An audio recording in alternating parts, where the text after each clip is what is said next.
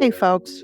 I know you could be listening to one of a million different podcasts right now, and I am super grateful you picked this one. Welcome to The Human Show. I'm your host, Trish, a holistic life coach and a mom navigating this complex world of human emotions. Here, we will share stories, insights, research, and information to help you step into the most true version of yourself so you can be a happy human. Now let's get into it.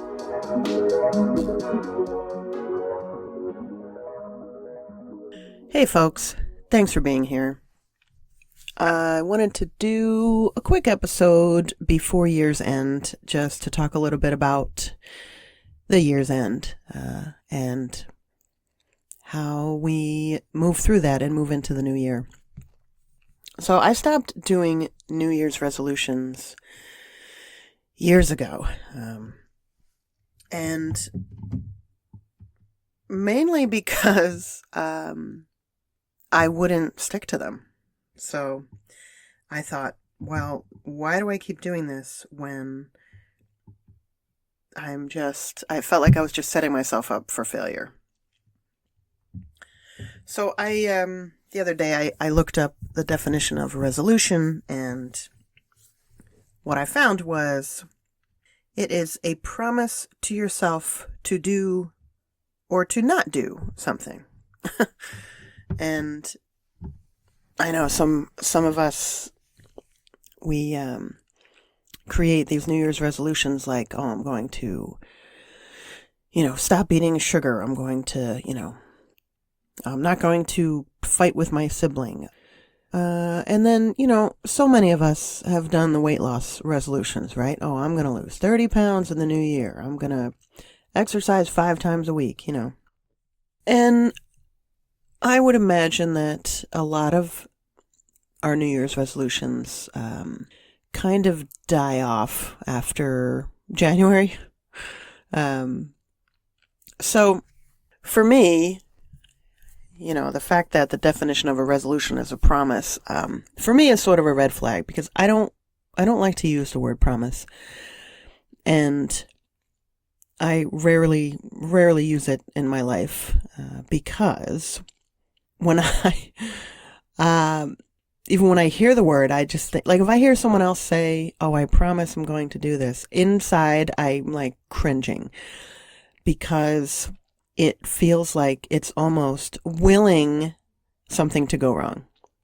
And I know that's not really the case, but the thing is, when you make a promise, you have no idea if you will actually be able to follow through with this promise, because you can't control everything that's happening around you, and you can't control the people around you. There are so many things outside of your control, which is why I feel that making a promise is pointless, because you're not able to control everything to ensure that the promise is fulfilled. For example, if you're meeting someone for lunch, you say, I promise I will be there at 1:00. How do you know that the person in front of you isn't going to crash into the car in front of them and then you're stuck behind this accident? How do you know that the road that you always take is going to be detoured because of some construction or maybe an accident? How do you know that you're not going to get a flat tire? I mean, there's so many things could happen that could prevent you from getting to this place at 1:00. So that's why I just feel like making a promise is pointless. Anyway, I went off on a tangent there, but the reason was because promise is in the definition of a resolution. So what I think is more effective than making promises or resolutions is to set intentions. I don't even really like to use the word goal, because to me it feels like if you make a goal and then if you don't hit it, then you failed. So I just don't like I don't like using the word goal. I like using intention, because It's something you're moving toward, you're putting energy toward, and you're striving toward. And you can get closer and closer to that. And you could get so close to it that you actually like the spot you got to, and you don't need to go toward your original intention. I feel like intention gives some wiggle room, for things to change.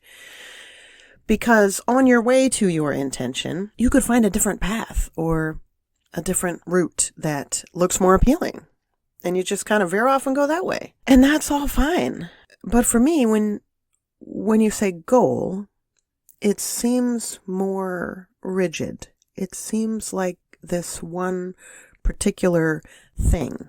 And if you miss it, then you failed. So I just don't like how that feels for me. For other people, setting goals works great. For me, I don't dig it so much. So I like to say intention.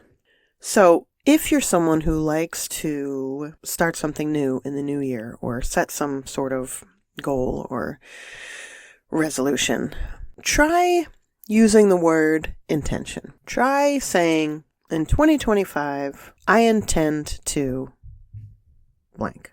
And just see how that feels. And it could be more than one thing if you want. For me, I like to set myself up for success. So I might only give myself one intention, because if I set too many, then I will likely feel overwhelmed at some point, and then I will throw them all out the window. So if that's a possibility for you, then maybe start with one intention for the new year. Because you know what? You don't have to limit yourself to just that one for the entire year. Let's say you set an intention to read 5 books, and you read those 5 books by the end of February. So go ahead and set a new intention and just keep going. There's no rules to this. You make them up as you go along, as you see fit for what works for you and your life. Now, what about ending the current year? So what I think is a good practice is to reflect. Reflect on the year that is ending and all the things you've done. Now, what I encourage you to do is make a list of things you've done in 2024. And this is a judgment-free list.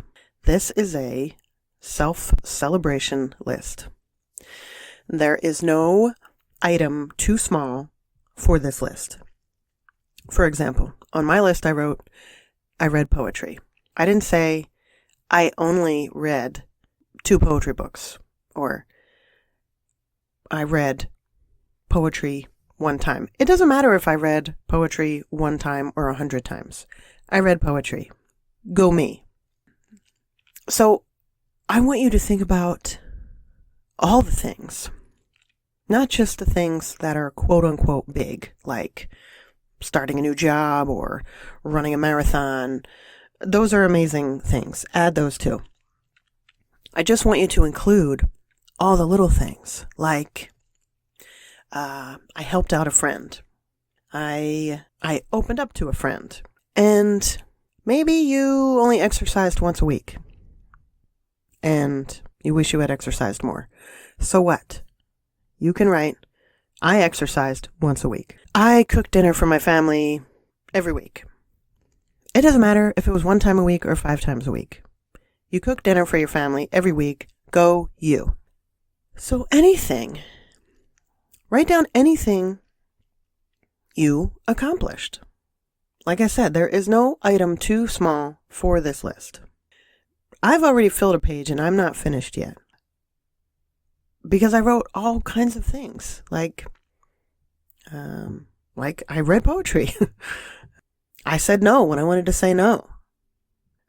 Practiced boundaries. I spent time with my sisters. I journaled. I meditated. Like, these are the kinds of things that are on my list. And to some that they might not seem earth-shattering, but all of those things played a part in my past year. And to me, they're worth recognizing.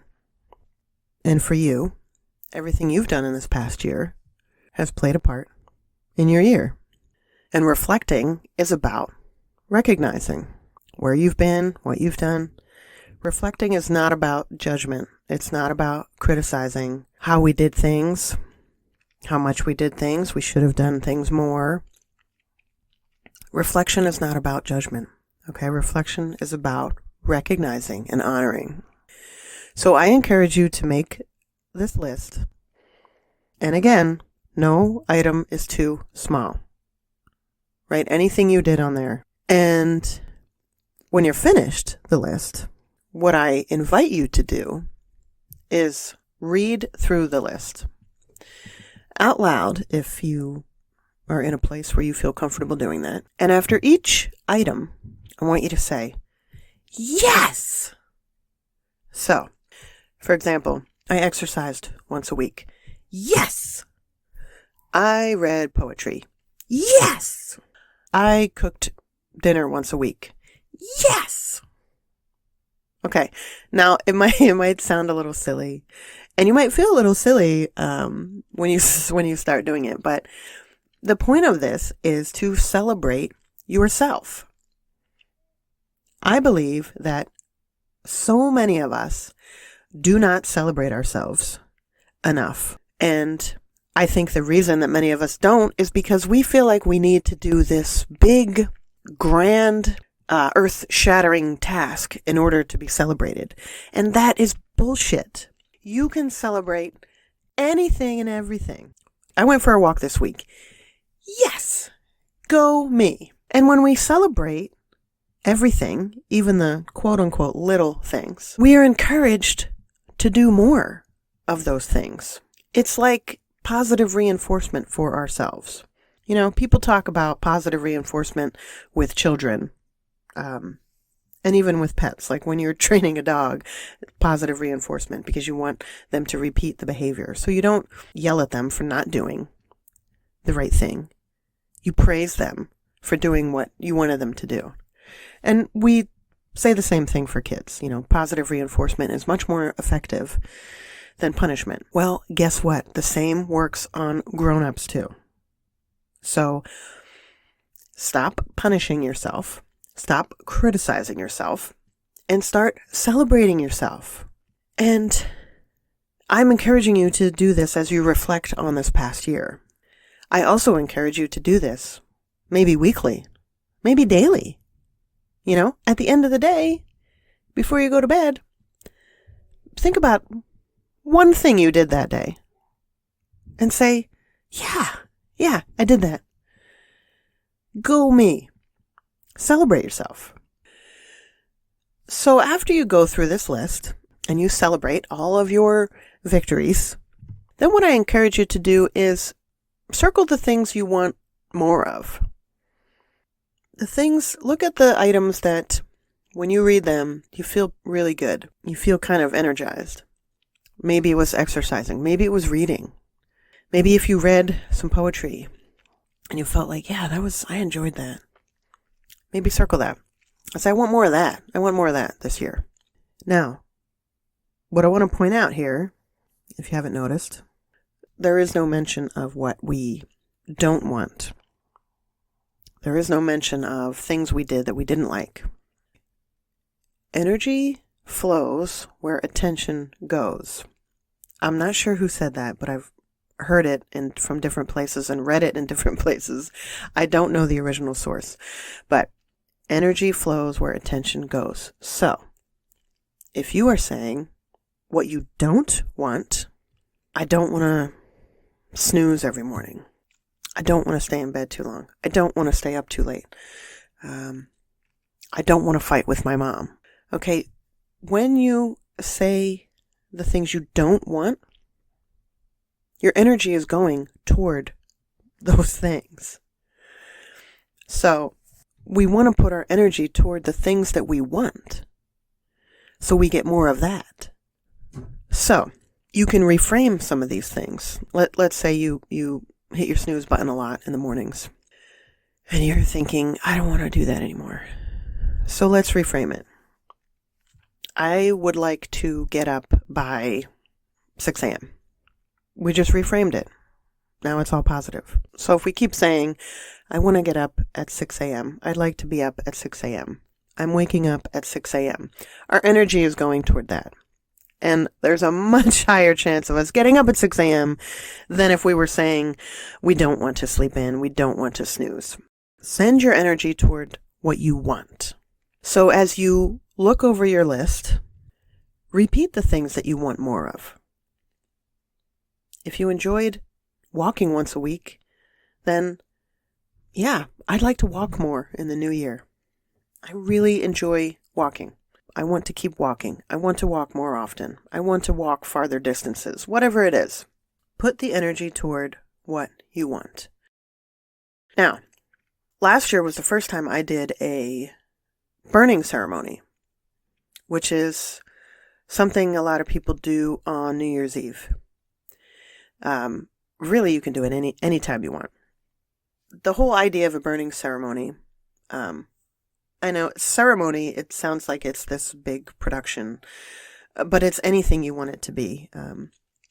Essentially, a burning ceremony is when you release something, and you release it by burning it. So the idea is that you would get a piece of paper and write down things that you want to let go of. You know, feelings, habits, patterns. I think last year I said that I wanted to release self-comparison. You know, I have a habit of comparing myself to others, and then I get down on myself because I'm not doing as much as they're doing. So something I wrote down was I wanted to release self-comparison. And you can write down one thing, you can write down 10 things. Anything that you'd like to release. You write them all down, and then you toss them into the fire as a way to release. Release the things that no longer serve you. And after you've released the things that no longer serve you, you feel what you want for the new year. Maybe it's a word, maybe it's a feeling, something that you want to embrace more of in the new year. You want to bring more of into the new year. So last year when I released self-comparison, what I wanted to bring more of into the new year was flow. I wanted to embrace more flow. And throughout the year when I was struggling with something or just having a hard time making headway on a task, I'd remind myself, all right, more flow. And I would step back and either walk away from it for a while or I would try a different path. So I reminded myself, oh yeah, I want more flow. So anytime I was feeling resistance, I would step back and move toward a path of more flow. So, you know, yours might be, it could be a word, it could be a feeling. It might be connection. Maybe you want to connect with more friends this year. Maybe you want to connect with your family more this year. Maybe you want to feel more self-confidence. Maybe stronger boundaries, personal boundaries, whatever it is. After you've released the things that no longer serve you, then think about what you want more of. And just close your eyes and imagine that. Take a nice slow breath and feel it.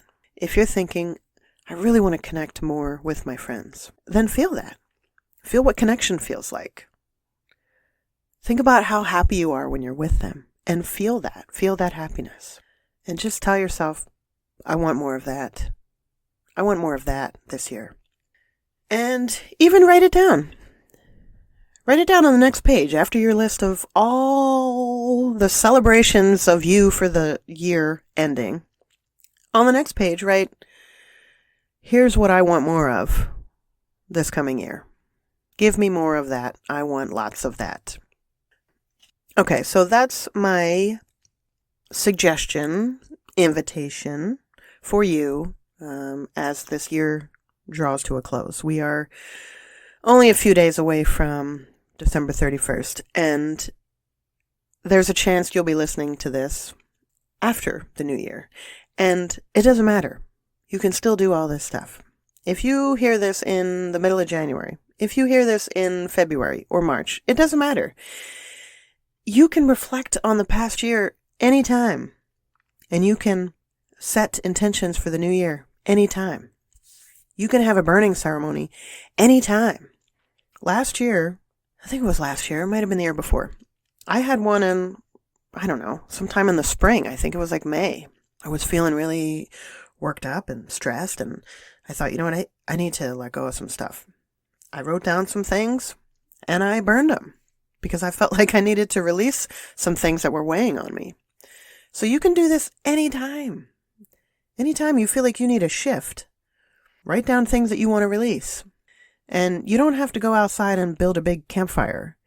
You can get a pot in your kitchen, a metal pot, and light the paper in there and burn it. Nice and safe, quick. Okay, so it doesn't have to be a big production. It doesn't have to be a big ceremony with all these bells and whistles. You can do it anytime, anywhere. Anywhere that is, safe and reasonable to do this.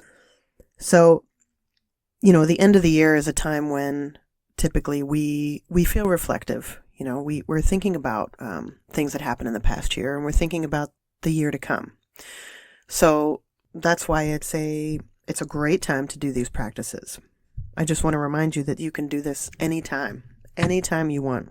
If you're feeling kind of stuck where you are, if you're feeling kind of low, if you're feeling kind of down, get out some paper and write down some things. Write down what you're feeling. Write down the yucky stuff that you're feeling that you really want to just release. And then burn it. And then think about what you want to feel more of. And notice what that feels like. And tell yourself, I want to feel more of that. Tell the universe, I want more of that. Put it out there. Okay? Put it out there. If you do any of these practices, I would love to hear about it. I really would. My email's in the show notes. You can send me an email if you want to connect with me for a one-on-one. I offer a free 30-minute chat, sort of a virtual meet and greet. So yeah, you can connect with me. And I wish you lots of release, and I wish you lots of celebration. Celebrate yourself. Today. And every day. All right. Well, until next time, you are enough, just as you are, and you are loved. Make a great day.